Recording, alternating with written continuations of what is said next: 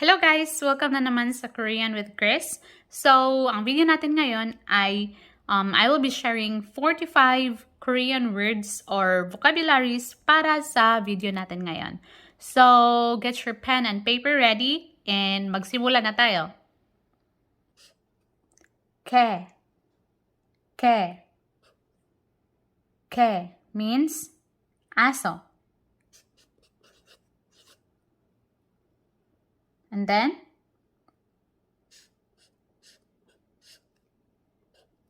se. Se. Se. Se means ibon. And then, be. Be. Be. Be means chan. Or dalawa yung meaning niya, barko.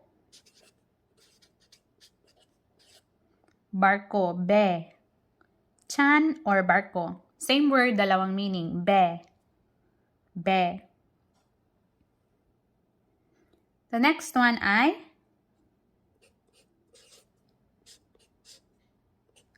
he. He. He is araw. He. And then, ye. Ye. Ye. Okay. Ye. Ye. Okay. Or pagsang-ayon, ye. Next one ay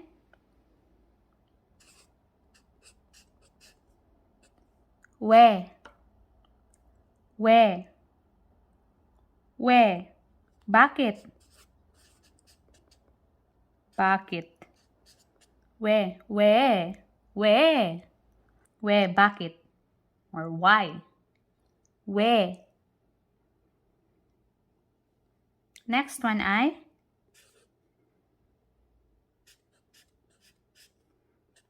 eggy. Eggy. Eggy is bata.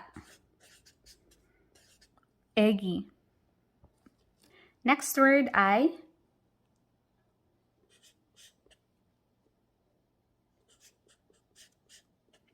kaze. Kaze means lobster. Kaze. And then we have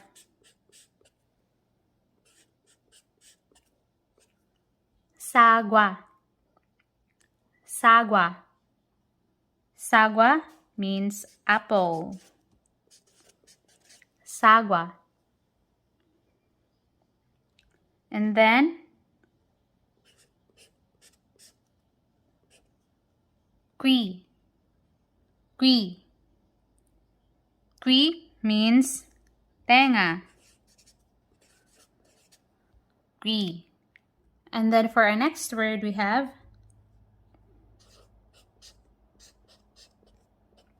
visa. Visa. Doctor. Visa. And then the next word ay shige. Shige. Shige. Orasan. Or clock, watch, shige, orasan. And then we have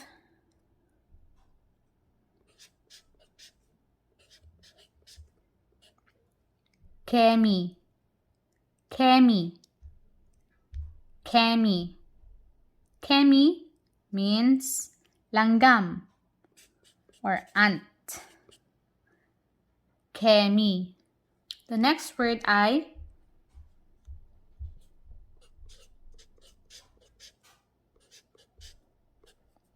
dweji. Dweji. Dweji. Ibig sabihin, baboy. Dweji. Dweji. Next word ay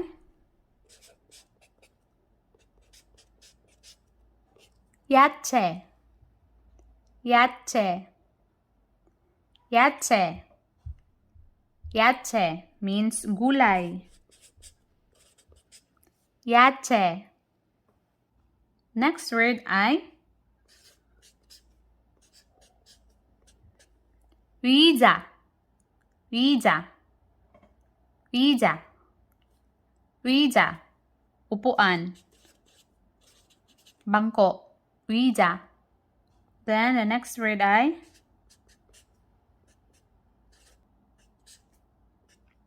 교회, 교회. 교회 is simbahan. 교회. The next word ay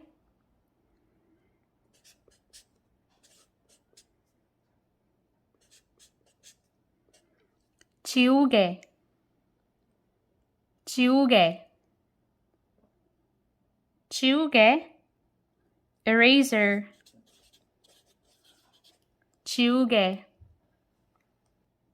Next word ay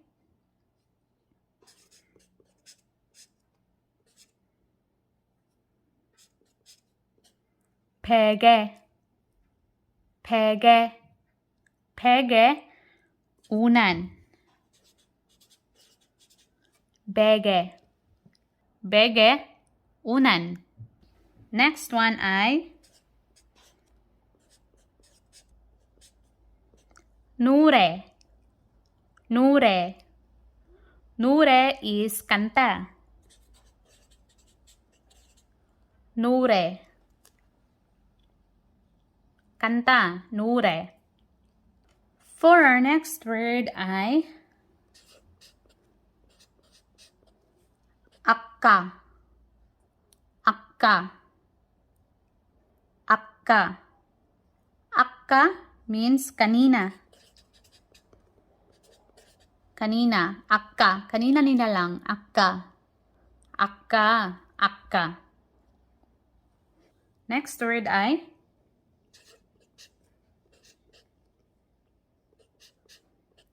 어제, 어제, 어제, kahapon. Kahapon. 어제, 어제. Akka is kanina, 어제 is kahapon. And then, ittaga.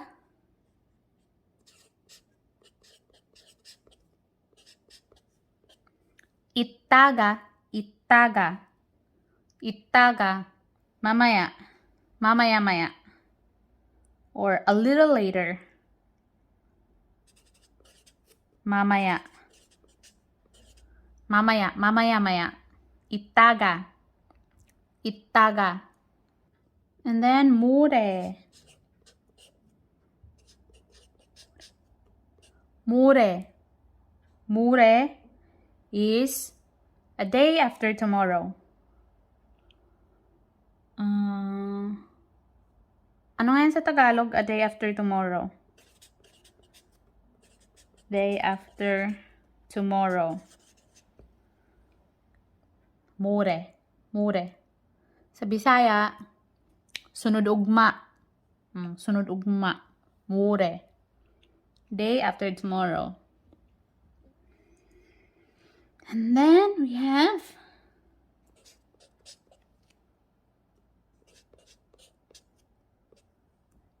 자꾸. 자꾸. 자꾸 is yung lagi. lagi na lang. 자꾸. 자꾸 괴롭혀. 자꾸 or madalas.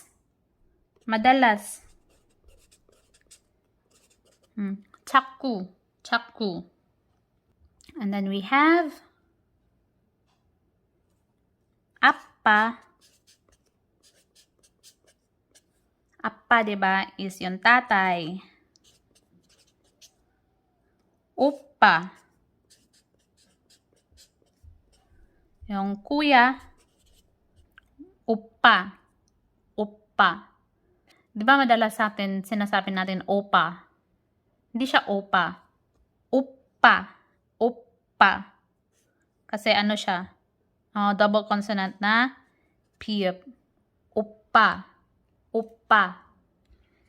Next word ay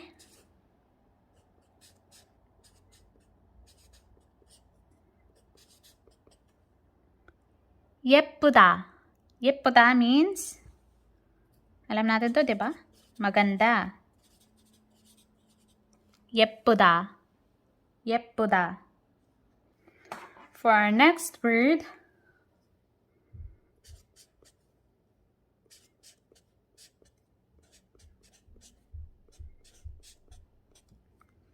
빠르다. 빠르다. 빠르다 is mabilis. 빠르다. Mabilis. And then the next word ay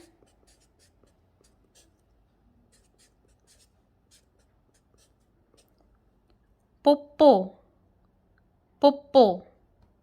뽀뽀 is yung kiss. 뽀뽀 means kiss. 뽀뽀. Next word ay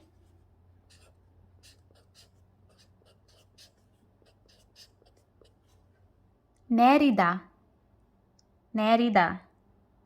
To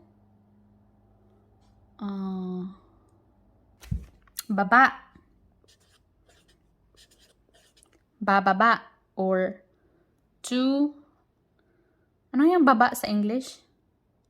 Basta meron siyang to, yung baba ng English. To baba. Di ko malala anong English ng baba. Basta 내리다. To baba. Bababa. 내리다. Next word ay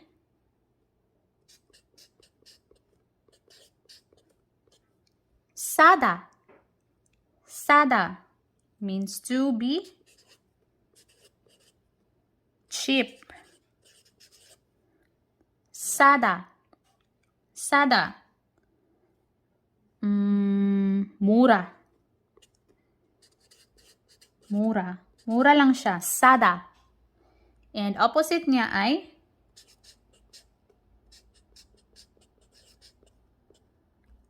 비싸다. 비싸다. To be expensive. Mahal. Mahal yung presyo. 비싸다. For our next word, we have 짜다. 짜다. Maalat. To be salty. Maalat. 짜다. 짜다. Maalat. And then 끄다. 끄다. To turn off. Turn off. Or yung patayin yung switch. Patayin yung switch ng ilaw. Patayin yung TV. Patayin yung electric fan. Yung mga ganyan. 끄다. To turn off. 끄다. And then for our next word, we have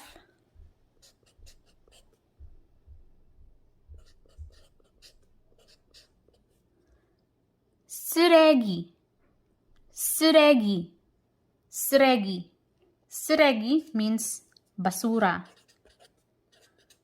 쓰레기. 쓰레기. 가짜. 가짜. 가짜 means fake. 가짜. 가짜, fake. And we have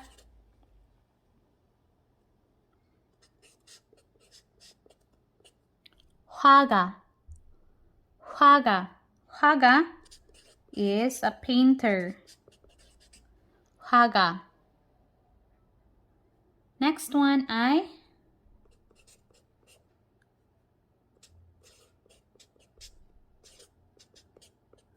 추워요. 추워요. 추워요 means malamig. lamig. 추워. 추워요 ang lamig, malamig. 추워요. And then, yung opposite niya ay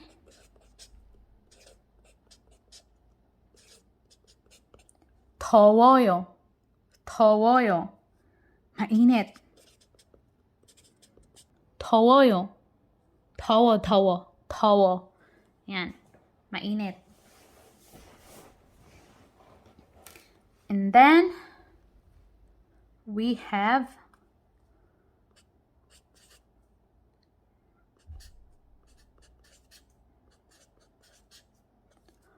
허리띠. 허리띠 is belt. 허리띠, belt. 허리띠. And then,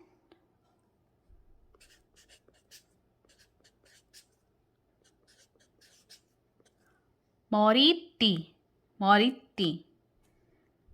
허리 is yung bewang. 허리띠, belt. 머리 is yung ulo. So, 머리띠 is headband. 머리띠. And then,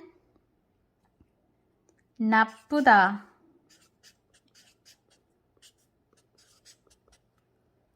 나쁘다 means to be bad. 나쁘다. And then next one ay